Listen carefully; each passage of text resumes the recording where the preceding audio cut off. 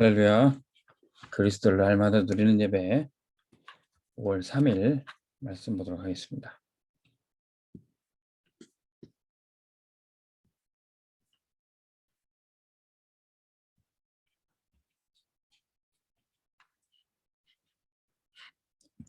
제목은 나실인.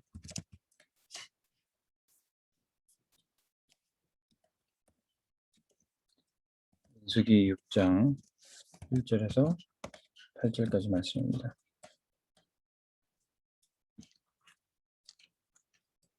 우리 인생에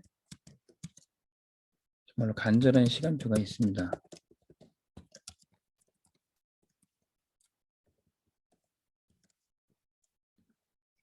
내가 가정을 책임져야 되고 살려야 되는, 또는 직장에서 맡겨진 중요한 일이 있을 때, 또는 교회에서 중요한 사역을 할 때, 아니면 인생에 엄청난 위기가 찾아왔고 또 내 개인의 질병이 닥쳤을 때, 우리는 굉장히 간절한 시간표 속에 있습니다. 앞을 보지 못했고 그러나 예수님만 만나면 그 눈을 뜰 수 있다는 소문을 들었던 이 바디메오가 어떻게 주님을 찾았습니까? 다윗의 자손 예수여, 나를 불쌍히 여기소서 하면서 주님을 간절히 찾고 부르짖었죠. 우리 인생에 그런 간절한 시간표가 닥칠 때 그리스도를 만났다면 최고의 축복이 되는 겁니다. 이스라엘 백성들은 출애굽에서 해방된 이후에 광야에서 아주 중요한 간절한 시간표를 겪었습니다.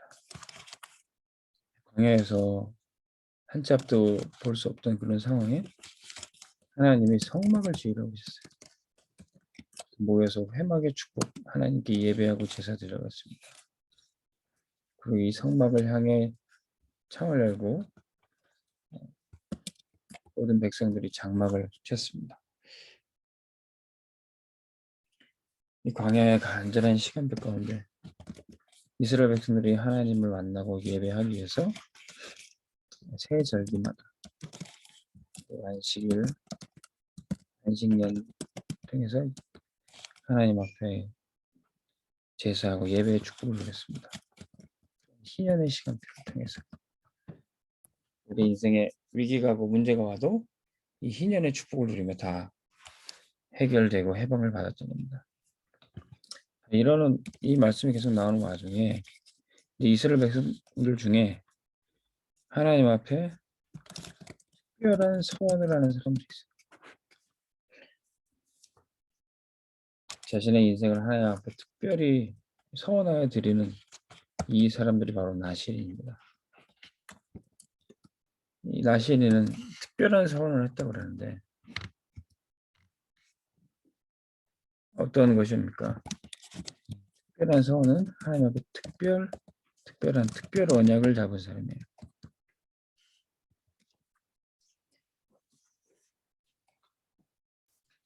나실인은 제사장으로서 직무를 감당할 뿐만 아니라 지도자로서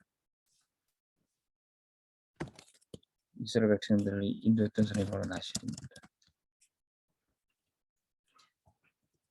말하자면은 굉장히 중요한 사역을 맡기에 간절한 언약을 붙잡아 했습니다. 솔로몬이 아버지 다윗의 뒤를 이어 임금이 될 때 하나님 앞에 간절히 예배하고 일천번제를 드리면서 간구했습니다. 그때 하나님이 솔로몬에게 내가 너에게 무엇을 주랴. 그때 솔로몬이 간절히 구했던 게 하나님, 제가 이 백성을 다스리고 또 인도하기 위해서 하나님이 지혜를 주시기를 원합니다. 하나님은 그 기도에 응답을 하셨던 거죠.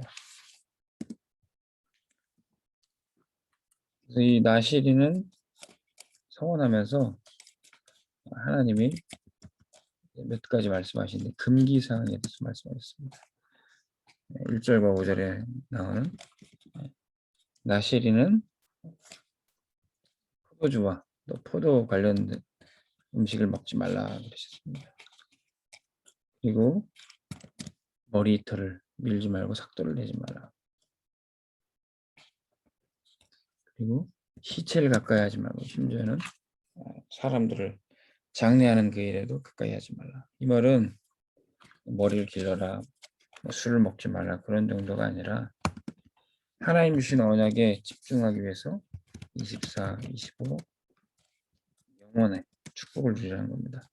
다른 세상 것을 가까이 하지 말고 오직 하나님께만 집중하라는 거죠.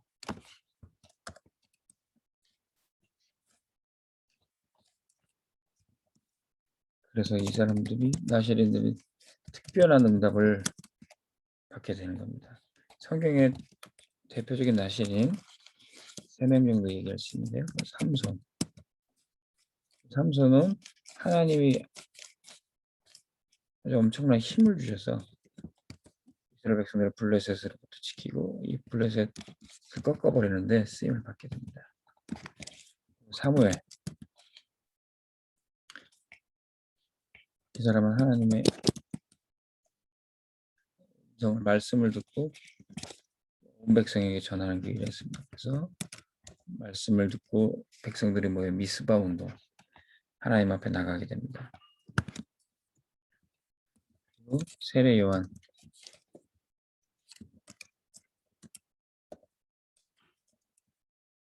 세례 요한은 잘 알다시피 그리스도를 증거하고 예수님이 오시는 그 길을 준비했던 사람입니다. 예수님이 심지어 마태복음 11장 11절을 말씀하신 여자가 낳은 사람 중에 선지자 중에 가장 큰 인물이다. 그렇게 예수님이 칭찬하실 정도로. 왜 그렇습니까? 모든 선지자들이 그리스도를 예표로 증거하고 예언했지만 세례 요한은 바로 예수님 보고 이는 세상 죄를 지고 가는 하나님의 어린 양이로다. 그리스도를 아예 정확하게 이분이시다 라고 선포한 선지자가 바로 세례 요한입니다. 가장 위대한 선지자고 가장 응답받은 선지자죠.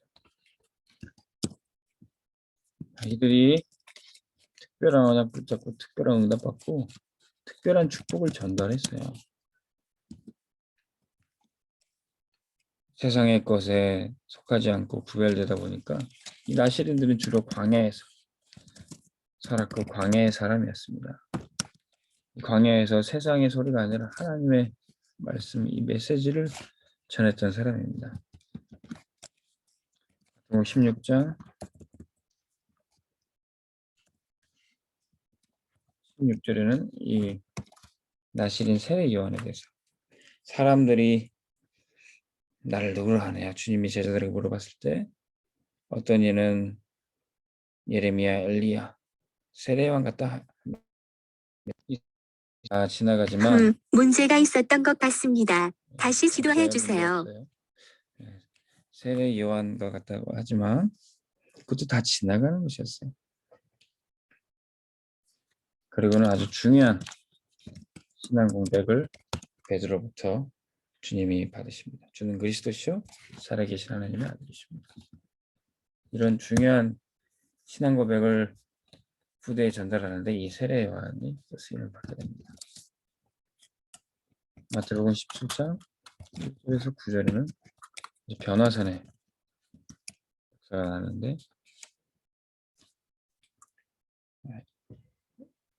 예수님이 모세와 엘리야와 대면하시면서 이야기하시는 거 보고 베드로가 얘기합니다. 하나는 주님을 위해, 하나는 모세, 엘리야를 위해 우리가 그래서 초막을 짓고 살기를 원합니다. 그때 주님이 제자들은 여기가 좋사오니 할 때 우리가 내려가자. 우리가 저 밑에 내려가서도 다른 마을에 가서도 전도해야 된다. 그 전도에 대한 사명을 일깨우셨어요. 우리가 때로 은혜만 받고 나 혼자 이 성령 충만한 시간을 보내고 싶지만 주님이 진짜 기뻐하시고 원하시는 것은 우리가 은혜 많이 받는 게 아니라 저 현장에 나가 복음 전하기를 원하시는 겁니다. 이게 주님이 원하시는 거고 우리가 주님이 우리를 이끌어 가시는 그런 현장인 것입니다. 나시린들이 이러한 중요한 축복을 전달하는데 쓰임을 받게 됩니다. 오늘날에도 하나님이 부르시는 나실인이 있어요. 오직 복음만 집중하고 세상 것과 구별되고 그리스도를 고백하는 이 신앙을, 그리고 전도자의 삶을 사는 이 시대의 나실이 있습니다.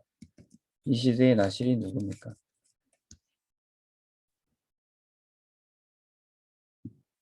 바로 이 시대의 나실은 렘넌트예요. 오직 그리스도 하나님의 나라, 성령 충만을 누리고 그리스도를 고백하고 전도자의 삶을 사는 렘넌트. 우리는 이렇게 나실인 시간을 가져야 되겠습니다. 그 시간은 뭡니까? 우리가 언약 붙잡고 정시 기도하는 시간, 그것이 집중 기도로 이어지는 시간입니다. 우리는 그것을 서밋 타임이라고 그래요. 우리가 서밋 타임을 가질 때 서밋 자세가 준비되고 서밋의 그릇을 갖추게 됩니다. 그러면 서밋은 237 치유 서밋으로 나가게 되죠. 오늘 말씀 듣는 우리 모든 렘넌트들이 나실인의 축복 누리기를 주의 이름으로 축원합니다.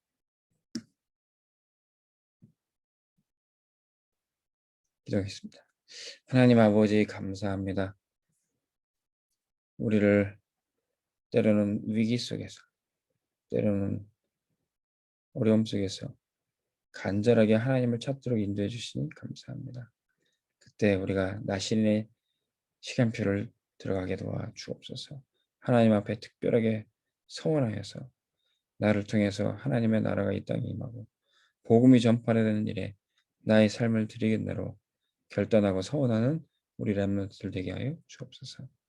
이제 우리 군입들 앞두고 있는 우리 누리미아 모든 렘넌트들 군 현장의 선교사로 서원하게 도와주시고 하나님 나라와 군복음화 위에 쓰임 받게 하여 주옵소서. 또 주일 강단 말씀 받고 이제 한 주간 학교와 또 직장 현장으로 가야 될 우리 렘넌트들에게 주님이 함께 하여 주시고 세상 것으로 인해서 흔들리거나 솟고 무너지지 않게 도와주시고 오직 하나님이 주시는 것으로만 집중되어지고 현장을 살리고 복음할 수 있도록 축복하여 주옵소서. 감사드리며 예수 그리스도의 이름으로 기도합니다. 아멘. 승리하시기 바랍니다.